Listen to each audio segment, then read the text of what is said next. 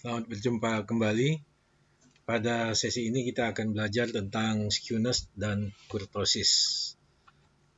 Apa itu skewness dan kurtosis adalah sebagai berikut. Yang sudah kita pelajari bahwasanya bentuk distribusi itu bisa berbentuk seperti ini, simetris, ya. Jadi ini yang disebut dengan normal, atau dia seperti ini, skewed right. Artinya dia berat ke kanan, ya, berat ke kanan. Kanan itu ada di sebelah kiri kita, ya. Kemudian skewed left, ada dia miring ke kiri, ya, miring ke kiri, ya, miring ke kiri artinya dia miring ke sebelah kiri sini.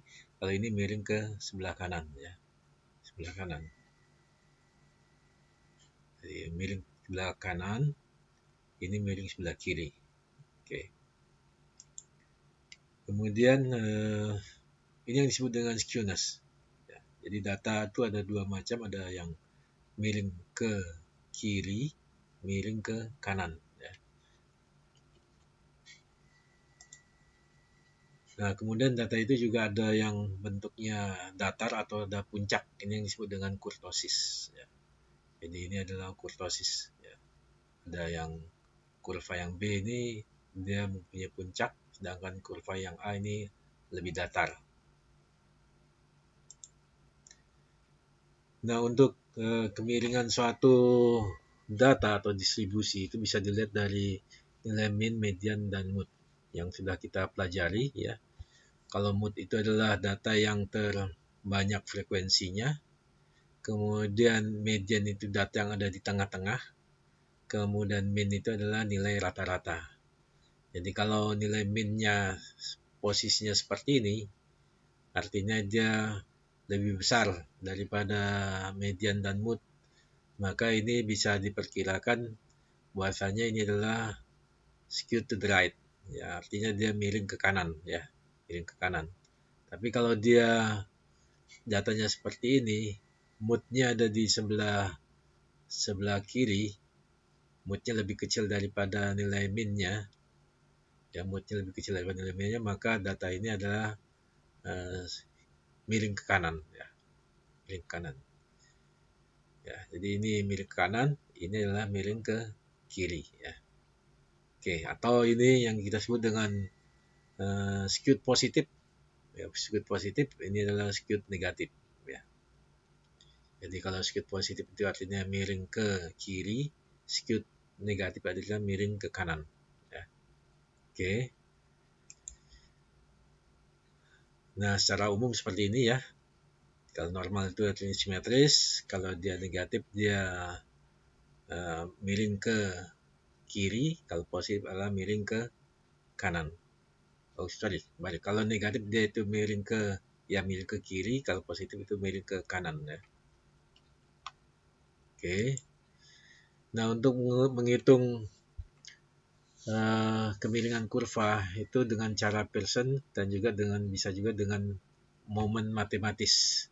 Terus Pearson itu adalah SK itu adalah skewness, ya, simbolnya alpha 3 itu sama dengan X rata-rata dikurangi modus dibagi dengan standar deviasi, atau skewness sama dengan alpha 3 sama dengan 3 kali X rata-rata dikurangi medium dibagi dengan standar deviasi. Jadi ada dua rumus.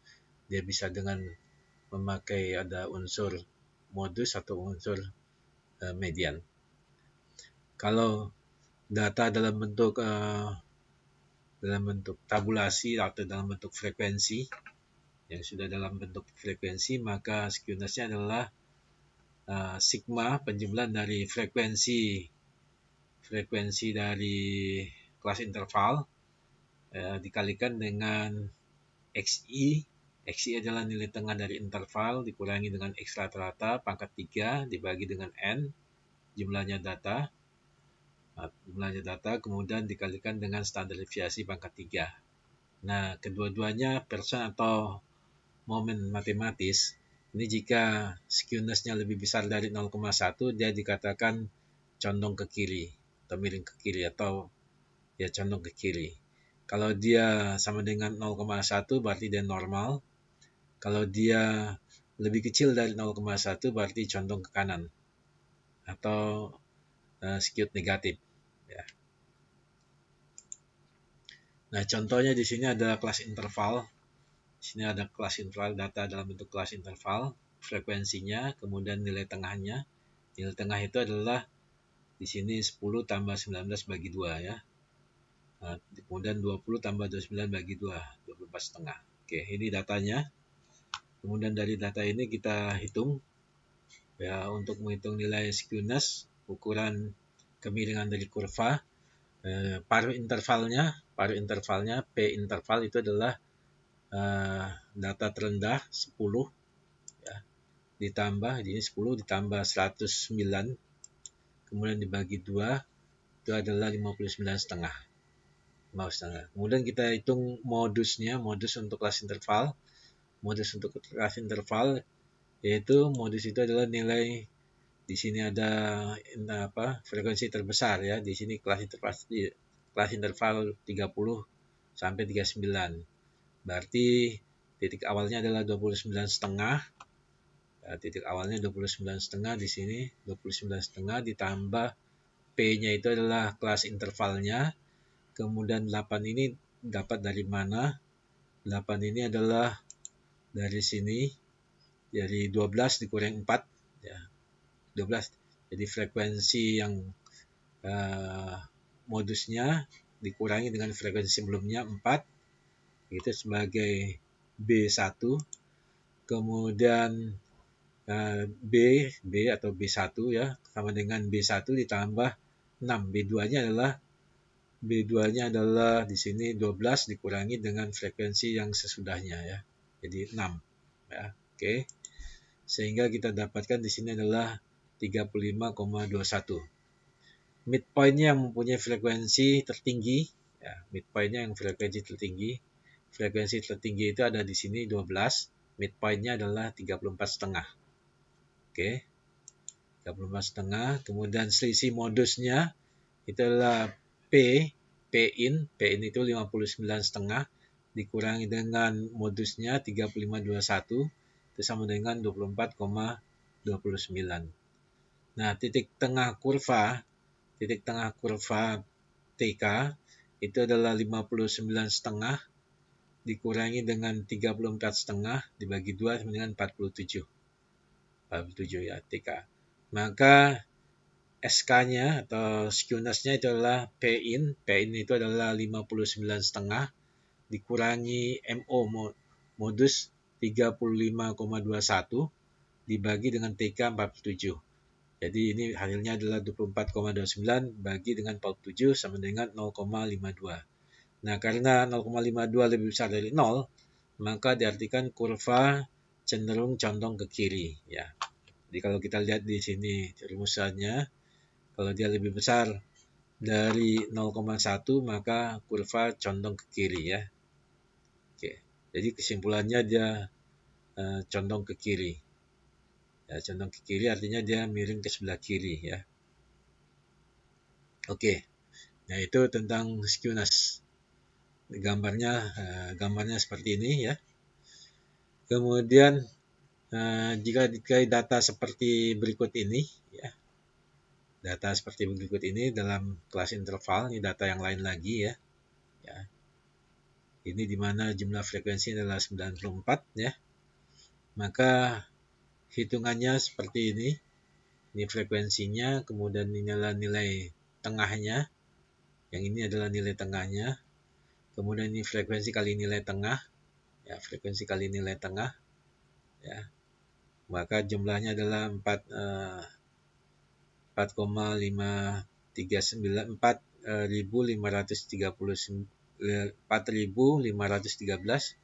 Kalau dibagi 95 maka berarti dapat X rata-rata ya. Kemudian XI nilai tengah dikurangi X rata-rata ya. Maka dapatnya sekian ya. Kemudian ini adalah kuadratnya. Kemudian ini adalah frekuensi kali kuadratnya. Ini dapat sekian. Ini frekuensi ini adalah pangkat 3 X kurangi X rata-rata pangkat 3, kemudian kalikan frekuensinya, ini jumlahnya ya. Nah, gunanya nanti untuk menghitung skewness ya. Oke, maka nilai rata-rata hitungan itu adalah Fx. Fx dibagi dengan sigma F ya. Jadi 4513 dibagi dengan 94. Jadi nilai rata-rata hitungnya adalah 48,01. Nah, simpangan bakunya rumusnya adalah sekian ya. Jadi di sini F kali frekuensi. Jadi sigma dari frekuensi kelas interval dikalikan nilai tengahnya dikurangi dengan nilai rata-rata pangkat 2 ya. Ini adalah yang sudah kita hasil hitungannya adalah 58581,49 dibagi dengan 93, maka 25,09. Ini adalah standar deviasinya.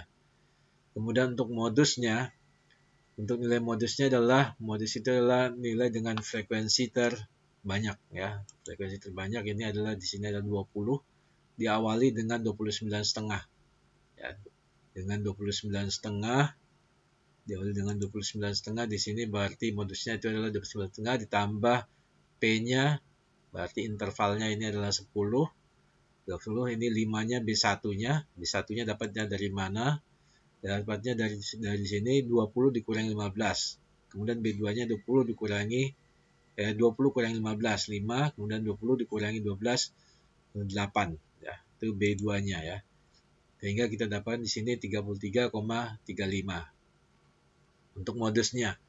Kemudian ME-nya untuk nilai mediannya berarti nilai yang di tengah itu 39,5. 39,5 nilai mediannya itu berarti adalah, kalau di sini 94 berarti ini adalah 47 itu ada di sini ya, di range yang sebelah sini 40 sampai 49 ya. Berarti di sini maka di sini nilai mediannya adalah dimulai dari karena dia 40 sampai 49, 39,5 ya, 39,5 ditambah dengan P-nya intervalnya 10, kemudian N-nya ini adalah 94 dibagi 2, 47 dikurangi dengan frekuensi sebelumnya. Frekuensi sebelumnya di sini adalah dari mediannya ini adalah 20 tambah 15 tambah 10, 45. Ya, 45 ya. Kemudian dikurangi dengan 12. 12 itu dapat dari mana? Frekuensi pada nilai mediannya. Ya, frekuensi pada nilai mediannya ya. Oke, maka kita dapatkan 40,5. Kemudian hitungan kuartilnya, kuartil 1 yaitu B, kuartil 1 itu adalah di sini tentunya kita harus menghitung nilai kuartil 1-nya dulu ya, dengan rumus kuartil didapatkan 19,5. Nah, 19,5 kuartil 1 cara menghitungnya pada pelajaran yang sebelumnya ya, menghitung kuartil. Nah, dapatkan 19,5, kemudian P-nya 10, kemudian I-nya 1 dikalikan dengan N-nya. N-nya 94. 94 bagi 4, 23,5. Dikurangi karena I1 itu adalah frekuensinya adalah 10 ya. 10 sini ya. Kemudian 10 kemudian dibagi dengan 15. 15 itu adalah frekuensi selanjutnya ya. Frekuensi selanjutnya ya. Maka di sini kita dapatkan hasilnya 28,5. Itu adalah kuartil 1. Kuartil 2 yaitu terlebih dahulu kita hitung nilai kuartilnya pada batas kuartil 2-nya 39,5. Kita lihat 39,5 ditambah 10 P-nya, kemudian 2 kali N, 2 kali 94 dibagi 4, 47. Kemudian dikurangi 39,5 itu letaknya di mana? Letaknya di sini. 39,5 ya. Berarti dia frekuensinya di sini adalah 45 ya. Frekuensinya adalah 45 ya. Dikurangi dengan 12. 12 dari mana? 12 itu adalah frekuensi sesudahnya ya, 12 ya. Oke. Nah, 12, maka di sini dapatkan untuk K2-nya 40,5. Kemudian kuartil 3, kita hitung kuartil 3 itu dengan rumus kuartil, yaitu 59,5 ditambah dengan intervalnya 10, kemudian 3 kali 94 dibagi 4, 70,5. 70,5 ya. Nah, 59,5 kalau kita lihat di sini 59,5 ini ada di sini ya. Nah, kemudian ini dijumlah 10 tambah 15 tambah 20, 45, kemudian 57 tambah 8, 65 ya. 65 berarti 65. Maka di sini adalah 65 kemudian 6 itu apa? 6 itu adalah frekuensi sesudahnya. Itu 6 di sini ya. 6, maka kita dapatkan K3-nya itu 68,67. Oke. Nah, sesudah itu kita hitung skewness dengan nilai Pearson, yaitu adalah X rata-rata. X rata-rata 48,01 di sini sudah kita hitung 48,01. Kemudian dikurangi dengan MO. MO-nya itu adalah di sini 33,35 ya. Oke.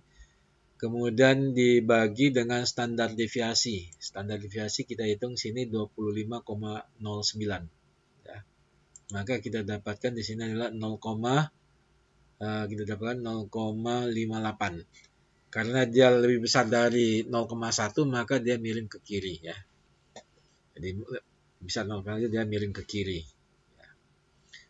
Kemudian kalau kita hitung dengan menggunakan unsur nilai median, berarti 3 kali X rata-rata dikurangi nilai median bagi S, berarti 3 dikalikan X rata-rata 48,01, nilai mediannya adalah tadi sudah kita hitung 40,5. Ini 40,5 ya. Kemudian dibagi dengan nilai standar deviasi 25,09, 0,89. Tetap sama, itu hasilnya adalah lebih besar dari 0,01. Maka kesimpulannya adalah kurva miring ke kiri ya, atau positif ya. Dengan rumus momen matematis, maka kita bisa hitung di sini. Di sini adalah frekuensi dan frekuensi kelas penjumlahan dari kelas interval dikalikan dengan nilai tengah interval dikurangi dengan nilai rata-rata pangkat 3 ya. Nah, itu hasilnya sudah kita hitung di sini. Di tabel tadi ada di sini 74379,90 ya.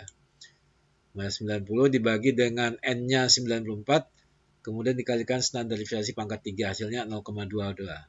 Jadi nilai S-nya adalah positif, berarti kurva miring ke kiri ya. Jadi kesimpulannya sebenarnya kurva miring ke kiri. Jadi gambarnya seperti begini ya, gambarnya ya. Gambarnya seperti begini ya. Oke. Nah, kalau digambarkan, nah kurvanya itu seperti ini ya, jadi miring ke kiri ya. Oke. Nah, kemudian untuk tingkat keruncingan itu adalah kurtosis ya. Kurtosis itu dihitung dengan rumus seperti ini adalah alfa 4, yaitu sigma penjumlahan dari frekuensi kelas interval dikalikan dengan nilai tengah dikurangi dengan nilai rata-rata pangkat 4 ya. Nah, dibagi dengan N kali standar deviasi pangkat 4 ya. Oke. Kemudian kalau dia nilainya K-nya lebih besar daripada 3, maka dikatakan kurvanya itu runcing atau leptokurtik. Kalau dia sama dengan 3 disebut dengan mesokurtik, kalau dia lebih kecil dari 3 dia platikurtik ya. Jadi platikurtik itu yang datar, mesokurtik yang sedang, leptokurtik yang runcing, yang sangat runcing. Oke, di sini ada data. Contohnya ada data ya, data pendapatan masyarakat dari suatu daerah. Di sini adalah kelas intervalnya, kemudian frekuensinya ya. Frekuensinya. Kemudian kita hitung dengan bentuk tabel seperti tadi ya. Frekuensi, kemudian ini adalah nilai tengahnya, kemudian ini adalah frekuensi kali nilai tengah ya. Kemudian ini adalah dari sini adalah 7401 dibagi 118, maka kita dapat X rata-rata, kemudian XI nilai tengah dikurangi X rata-rata ya. Kemudian nilai XI dikurangi nilai rata-rata kuadrat, kemudian frekuensi dikalikan dengan XI kurang X rata-rata kuadrat ya, dijumlahkan ya, 511.041,18 ya.